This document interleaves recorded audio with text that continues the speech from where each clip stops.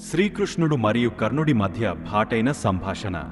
శ్రీకృష్ణ, నా జన్మ సత్యం నాకు తెలియకుండా అన్యాయంగా నన్ను అంగీకరించని సమాజం, ధర్మరాజు ధర్మం చెప్పే స్థితిలో ఉందా? నా తల్లి కూడా నన్ను పుట్టించిన తర్వాత వదిలేసింది. నేను దుర్యోధనుని కృతఘ్నుడిగా ఎలా వదిలివేయగలను? కర్ణ, నీ జన్మసత్యం తెలుసుకున్న తర్వాత నీ హృదయం ద్వేషంతో నిండిపోయేలా చూడడం నీ బాధ్యత. నీవు కౌరవుల పక్షం వదిలేస్తే, ధర్మపక్షంలో నిలబడితే నిన్ను భారతదేశం మహానాయకుడిగా గుర్తించేది. కృష్ణ, నన్ను సమాజం ఎప్పుడూ కైవసం చేసుకోలేదు. నేను ఎప్పుడూ సూతపుత్రుడిగానే మిగిలిపోయాను.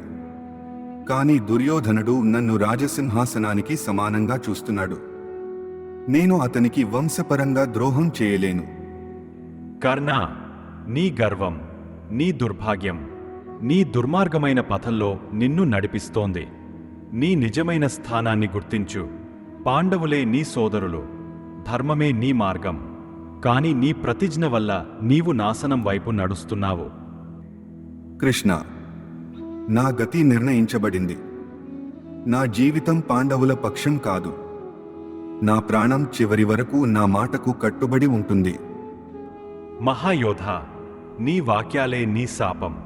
నీ ధర్మాన్ని తెలుసుకున్నప్పటికీ నీవు దుర్యోధనుని విడిచిపెట్టలేవు. నీ వేదన, నీ బాధ నాకు తెలుసు. కాని నీ మార్గం నిన్ను మరణం వైపు నడిపిస్తోంది. నా విధిని నేనే స్వీకరిస్తాను కృష్ణ. ఇది నా జీవితం. ఇది నా యుద్ధం.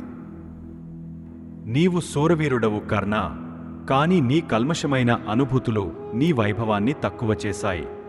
ధర్మం నీ వెంటే ఉండాలి, కాని నీవు దుర్యోధనుని వెంటే ఉన్నావు. నిన్ను ఎవ్వరూ రక్షించలేరు. ధర్మయోగం నిన్ను విడిచిపెట్టింది.